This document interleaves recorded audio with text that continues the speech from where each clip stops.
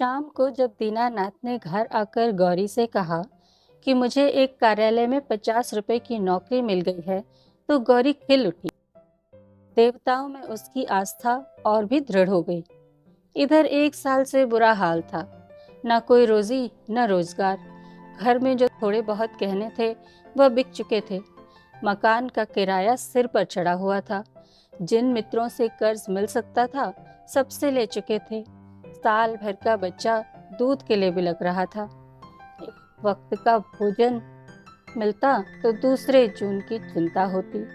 तकाजे के मारे बेचारे दीनानाथ को घर से निकलना मुश्किल था। घर से निकला नहीं कि चारों ओर से चिथाड़ मच जाती। वाह बाबूजी वाह, 2 दिन का वादा करके ले गए और आज 2 महीने से सूरत नहीं दिखाई। भाई साहब, ये तो अच्छी बात नहीं। आपको अपनी जरूरत का ख्याल है मगर दूसरों की जरूरत का जरा भी ख्याल नहीं। इसे ही कहा है, दुश्मन को चाहे कर्ज दे दो, दोस्त को कभी ना दो। दीनानाथ को ये वाक्य तीरों से लगते थे और उसका जी चाहता था कि जीवन का अंत कर डाले, मगर बेजबान स्त्री और अबोध बच्चे का मुंह देखकर कलेजा थाम के रह जाता।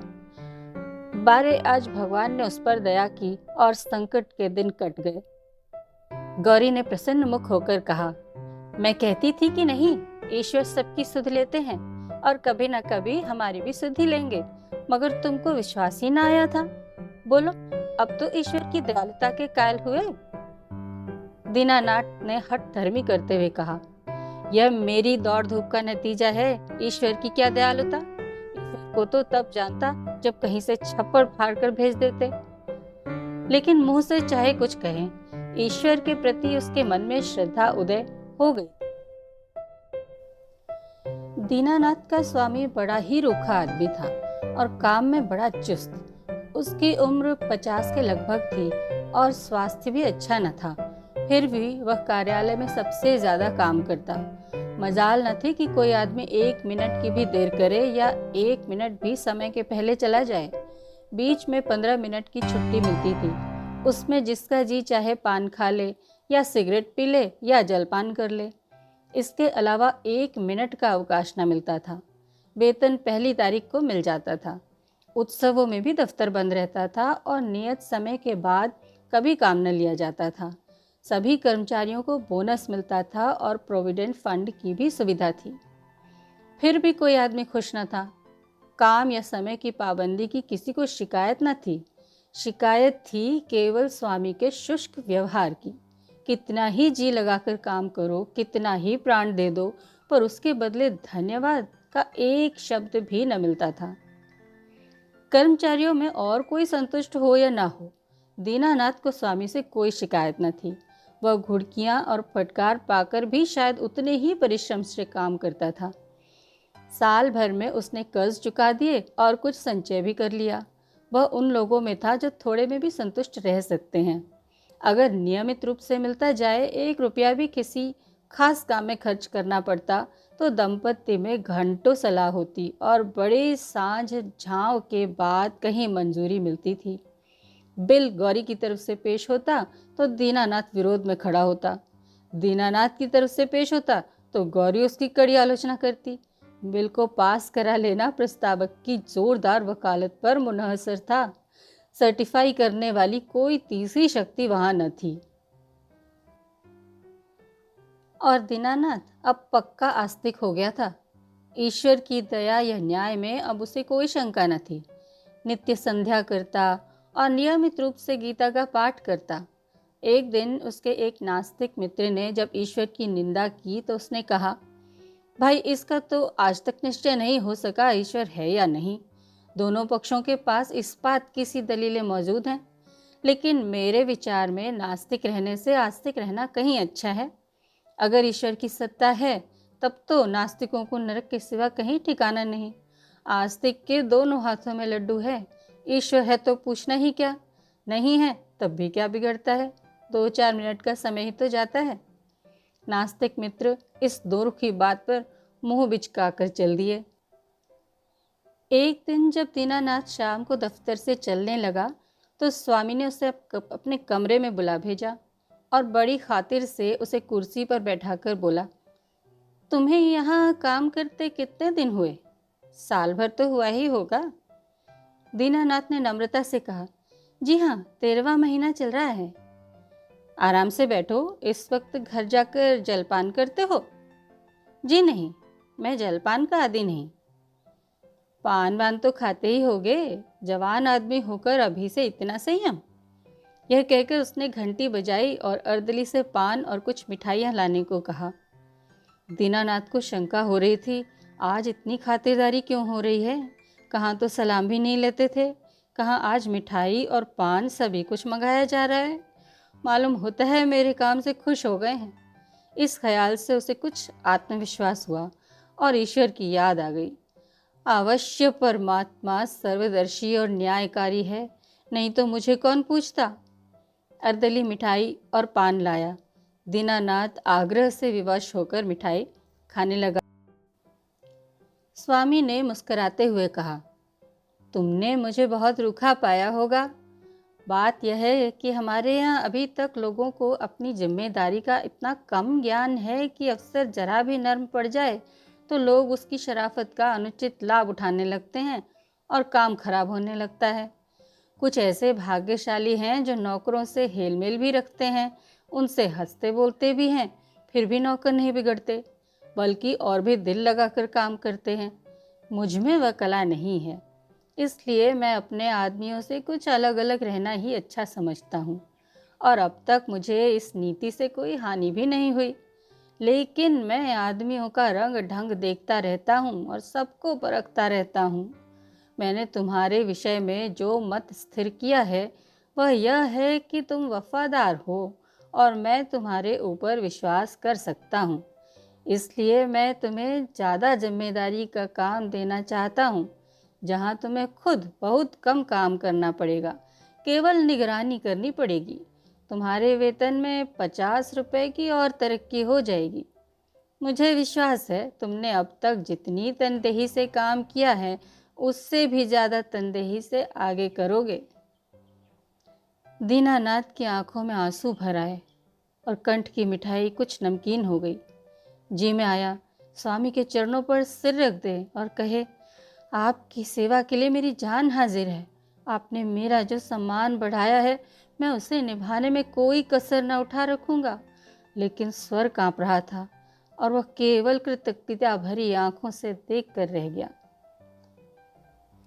सेठ जी ने एक मोटा सा लेज़र निकालते हुए कहा, मैं एक ऐसे काम में तुम्हारी मदद चाहता हूँ जिस पर इस कार्यालय का सारा भविष्य टिका हुआ है। इतने आदमियों में मैंने केवल तुम्ही को विश्वास योग्य समझा है और मुझे आशा है कि तुम मुझे निराश न करोगे। यह पिछले साल का लेज़र है और इसमें कुछ ऐसी रकमें दर्ज हो गई हैं जिनके अनुसार कंपनी को कई हजार लाभ होता है। लेकिन तुम जानते हो हम कई महीनों से घाटे पर काम कर रहे हैं। जिस क्लर्क ने यह लेज़र लिखा था उसकी लिखावट तुम्हारी लिखावट से बिल्कुल मिलती है। अगर दोनों लिखावटें आमने सामने रख दी जाएं तो किसी विशेषज्ञ को भी उनमें भेद करना कठिन हो जाएगा। मैं चाहता हूं तुम लेज़र में एक पृष्ठ फिर से लिखकर जोड़ दो और उसी नंबर का पृष्ठ उसमें से निकाल लो। मैंने पृष्ठ का नंबर छपवा लिया है, एक दफ्तरी भी ठीक कर लिया है जो रात भर में लेज़र की जिल्दबंदी कर देगा। किसी को पता तक ना चलेगा। ज़रूरत सिर्फ यह है कि तुम अपनी कलम से उस पृष्ठ की नकल कर दो। दीनानाथ ने शंका की, जब उस पृष्ठ की नकल ही करनी है तो उसे निकालने की क्या ज़रूरत है?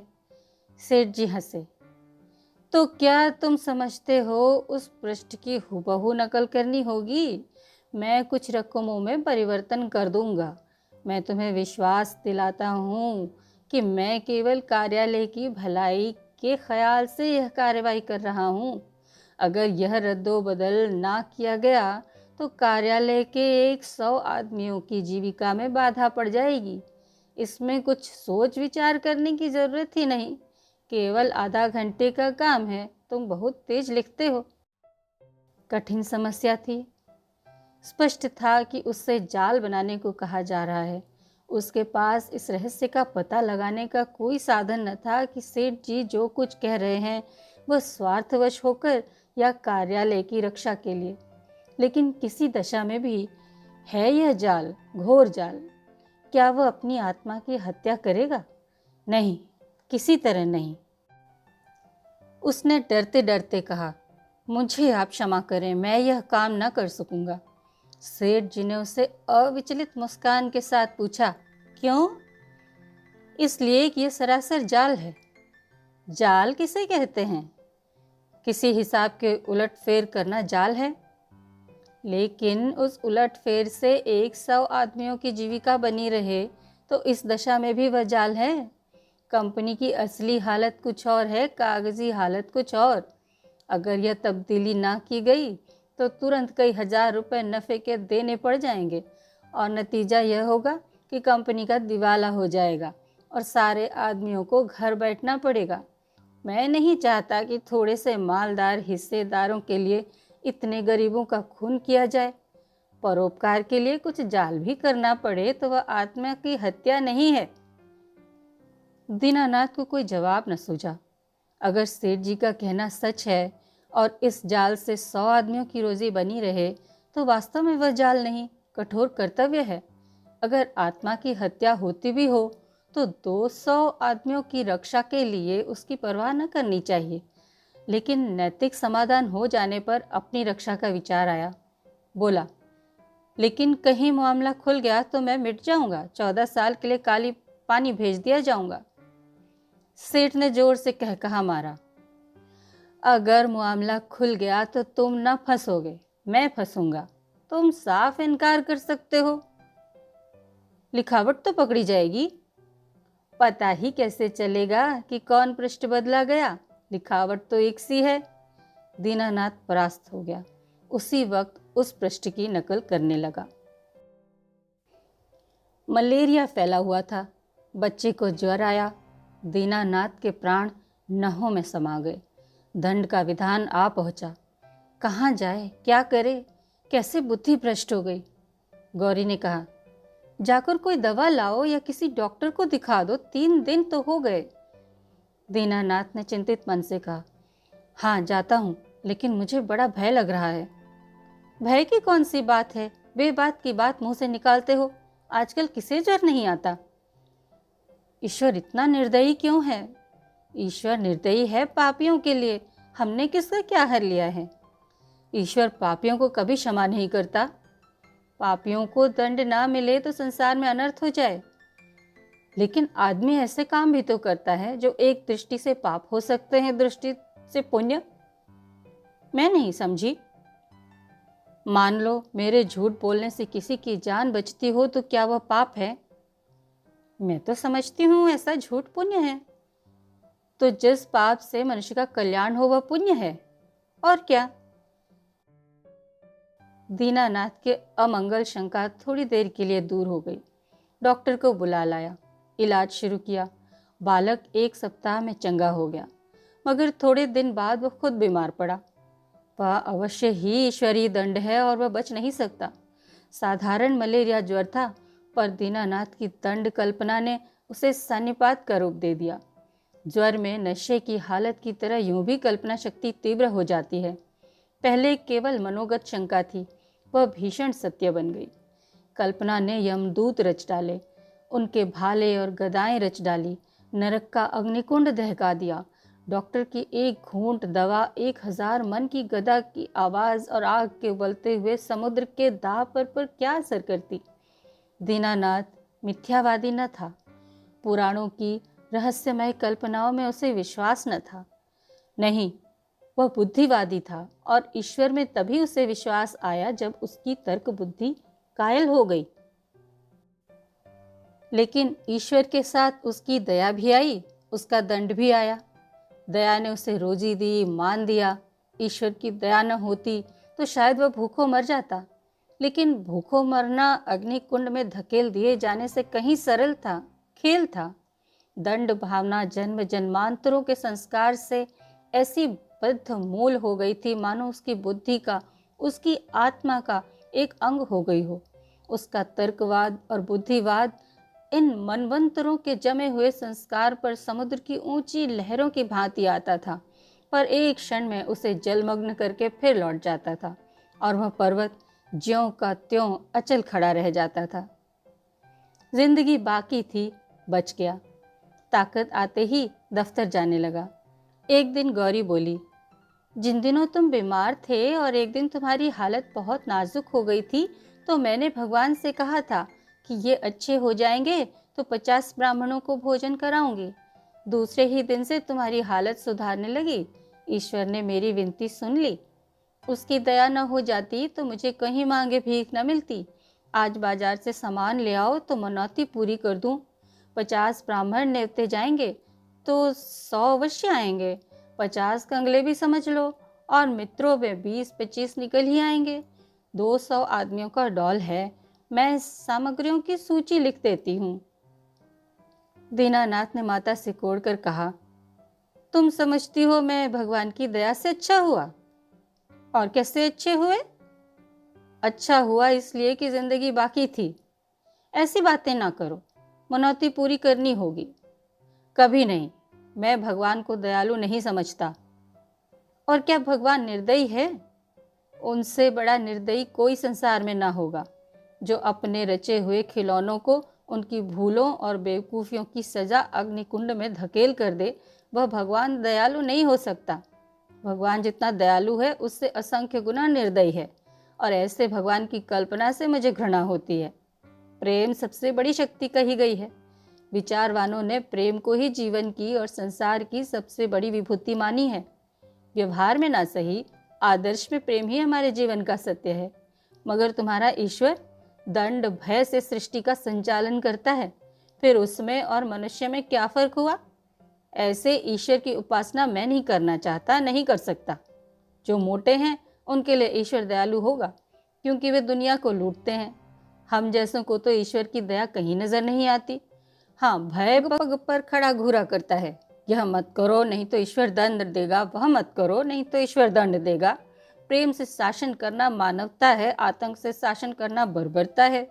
आतंकवादी ईश्वर से तो ईश्वर का ना रहना ही अच्छा है। उसे हृदय से निकाल कर मैं उसकी दया और दंड दोनों से मुक्त हो जाना चाहता हूँ। एक कठोर दंड बरसों के प्रेम को मिट्टी में मिला देता है।